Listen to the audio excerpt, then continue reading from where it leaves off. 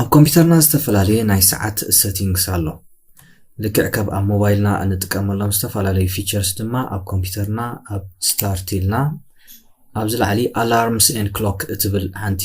ኣፕ ኣላ ማለት እዩ ኣብዚኣ ምስ ኣተና ዝተፈላለዩ ስራሓት ክንረክብ እንኽእል ኢና ማለት እዩ ሓደ ካብኡ እዚ ናይ ኣላርም ናይ ሰዓት ኣላርም ኣብ ኮምፒውተርና ክንጥቀም ምስ እንደሊ ካልኣይ ናይ world clock ኣለና ሳልሳይ ታይመር ዝብል ኣሎ ራብዓይ ድማ ስቶፕ ዎች ዝብል ኣለና ማለት እዩ እጂ ሓደ ብሓደ ክንርኢና እዚኣተን ኣላርም ክንገብር እንድሕዳ ኮይና መጀመርታ ኮምፒውተርና ተወሊዓ ክትልሉ ኣታ ኣላርም እንድሕዳ ኖቲፋይ ክትገብረና ኮይና ማለት እዩ እጂ ንጎ እንትስኸለና ምናልባት ሞባይል ቴሌፎናትና ገይርና ኣላርም ንገብር ኢና ሞባይልና ስለጠፊያ ዘይተሓድር እዩ ኣብ ኮምፒውተርና ግን ከምኡ ክኸውን ኣይክእልኒ ማለት እዩ እንድሕር ኮምፒውተር ካጠፊያ ኣላ ኮይና እቲ ኣላርም ኣይክሰርሕን እዩ ሕጂ ከመይ ጌርና ኢና ሓደ ኣላርም ሰት ንገብሮ እንድሕዳ ደሊና ኣብዚኣ ፕላስ ትብል ኣይኮን ኣላትና ኣብዚኣ ፕላስ ምትፀቐጥና ንሰዓት ክንደይና እቲ ኣላርም እንደሊና እያ ዘለና ንኣብነት ሕጂ 5:15 ትብል ኣላ እዛ ናተይ ሰዓት እዚ ሕጂ ንትምህርቲ ስለዝኾነ ምናልባት 5:17 ክገብራ እያ ድሕሪ 2 ደቂቃ 18 ድሕሪ 2 ደቂቃ ከም ትድውል ክገብራ እያ ማለት እዩ ሕጂ እዚ ኣላርም ሽም ይህቦ ማለት እዩ ብዙሕ ኣላርም ክፈጥር ስለዝኽእል ሽም ይህቦ ማለት እዩ ንኣብነት እዚ ሕጂ ካብ ስራሕ ወፂእ ዝፍደሰሉ ሰዓት እንድሕር ኮይኑ ለሰይ ድሓን ዝኾነ ክንጎይና ጎሆም ዋለሊ ኣለኹ መዘኻኸሪ ማለት እዩ እዚ ሪፒት ዝብለና ዘሎ መዓስ ክድገም ኢኻ ትደልዮ እዚ ኩሉ ግዜ ሶኒ ሶሊ ሶሉስ ረቡዕ ኣብዘን ናይ ስራሕ ሰዓታት ቀጻሊ ማለት እዩ መዓልታዊ ክድውል እያ ማለት እዩ እጂ ዊክ ዴይስ ገይረ ኣለኹ ማለት እዩ ሳውንድ ካ ብዛኣቲና ካ ንመርፆ ማለት እዩ ዓይነት እቲ ክንሰምዖ እንደሊ ድምፂ ማለት እዩ እዚ ናምነታነ ዘ ካይምስ ገይረ ኣለኹ ስኑዝ ታይም ካኒ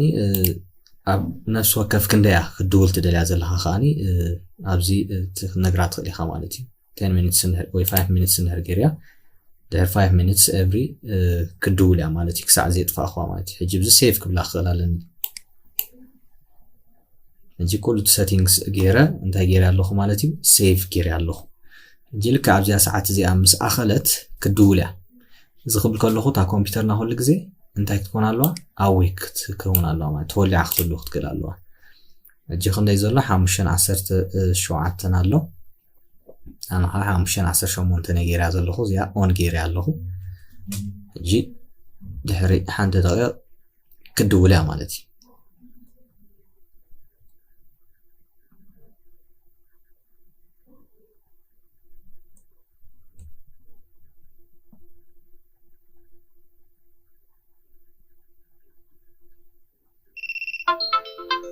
ሕጂ ከምዚ ንሪኣ ዘለና እታ ኣላርም ትድውል ኣላ ማለት እዩ ሕጂ ዓይነይቲ ኣላርም ምዃና በዚ ብሽማ ክንፈልጣ ንኽእል ኢና ጎሆም ኢልና ኣላ 5:18 PM ስኑዝ 5 minutes ከዓ ክትፀኒሓ ማለት እዩ ክድውል እያ ማለት እዩ ሕጂ ከነጥፋ እንድሕር ደሊና ኣብዚ ዲስሚስ ዝብል ኣለና ኣብዚ ዲስሚስ ንገብራ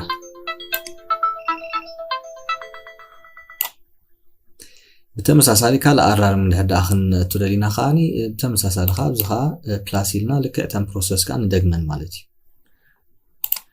ከምኡ እቲ ኣላርም እንድሕር ደኣ ከነጥፋ ደሊና ከዓ ኣብዚ ኦፍ ጌርና ክንፀንሕ ንኽእል ኢና ማለት እዩ እቲ ኣላርም እንድሕር ደኣ ዘየድልየና ኮይኑ ከዓ ክንድምስሶ ኣብ ንደልየሉ እዋን ድማ ኣብዚኣ ቼክ ቦክስ ኣላትና ሰሌክት ኣላርም ትብል ዘላ ኣብዚኣ ምስ ኣተና ነተን ክንድምሰን ደለና ኣላርም ብዙሓት ክኾና ክእል እየን ኣብዚ ሰሌክት ንገብረን ማለት እዩ ብድሕሪኡ እዚኣ ኣቲና ደሊት ሰሌክትድ ኣላርም ዝብል ኣሎ ደሊት ንገብሮ ማለት እዩ እንጂ ደምሲስና ኣለና ዝኾነ ኣላርም የብልናን ማለት እዩ እታ ካልአይቲ ሴቲንግ ንሪኣ ኣብዚ ወርልድ ክሎክ ይብለና ኣሎ ኣብዚ ዘእተናዮም ናይ ዓለም ሰዓታት ድማ ኣብዚ ይሕብረና ማለት እዩ እዚኣ ሕጂ ዘርእየና ዘሎ ናተይ እቲ ታይም ዞን ኬንያ ገይረ ስለ ዘለኹ ብኬንያ ዘሎ ሎካል ታይም የርእየኒ ኣሎ ማለት እዩ ድሕር ደልየ ድማ ናይ ካልኦት ሃገራት እንድሕር ደኣ ክእቱ ደሊኻ ኣብዚኣ ኣድ ኒው ክሎክ ይብላ ማለት እዩ ሕጂ ንኣብነት ኣብዚ ኣስመራ ድሕሪ ለፅሒፈ ኣስመራ ኤርትራ ኣምፂኢለይ ኣሎ ትሪኦ ኣለኹም ኣብ ኣስመራ ሰዓት ክንደይ ከም ዘሎ ዕለት ክንደይ ከም ዘሎ ከዓ ይነግረኒ ኣሎ ማለት እዩ بتمساسال بزي I don't know زخنا እንታይ ክንብሎ ኋላ USA ናይ USA ብስቴትስ የምጻልና ኣሎ ለሲ ወይ ከሱዳን እስከንበል ሃራይ ካርቱም ሱዳን ይልና ያለና ኣብ ካርቱም ሱዳን ድማኒ ሰዓት ክንደይ ከም ዘሎ ካብዝኻ ይነግረና ኣሎ ማለት 4 ኢስራን ከም ዘሎ ይርኤና ኣሎ ማለት 1 hour behind ለና ኣሎ ካብ ዘለና ማለት ሕጂ ከም ዝናገበርና ናይ ዝተፈላለዩ ሃገራት ሰዓታት ድማ ኣብዚ እናተና ሰዓት ክንደይ ከም ዘሎ ክንሪኢን ክንፈልጥን ንኽእል ኢና ማለት እዩ ክንድምስሶ ንህደሊና ድማ ኣፍታ ዝደለና ሰዓት ራይት ክሊክ ንገብር እሞ እንታይ ንገብራሽ እዚኣ ደሊት ብላላ እዚኣ ደሊት ንገብራ ኣብቲ ስታርት ስክሪን ንህዳ ፒን ክንገብራ ደሊና ድማ ታዝደለና ሰዓት ማለት እዩ ኣብዚ ራይት ክሊክ ግብራ ቢልና እንታይ ትብላላ ፒን ቱ ስታርት ብላላ እዚኣ እንድሕር ጌርና ድማኒ ኣብቲ ስታርት ስክሪን ምስከድና do you want to pin this style to start ብለና ኣሎ yes ንብሎ ድሕሪኡ ኣብዚ ስታርት ምስኣተና ኣብዚ ኣትሪዋ ዘለኹም እታ ሰዓት ኣምፅያትልና ኣላ ማለት እዩ እጂ ከምዚ ጌርና ድማ ሰዓትና ድማ ኣብቲ ስታርት ስክሪን ክንሪኦ ንኽእል ኢና ማለት እዩ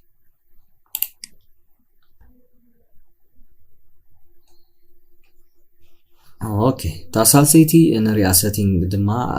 ታይመር ትብልያ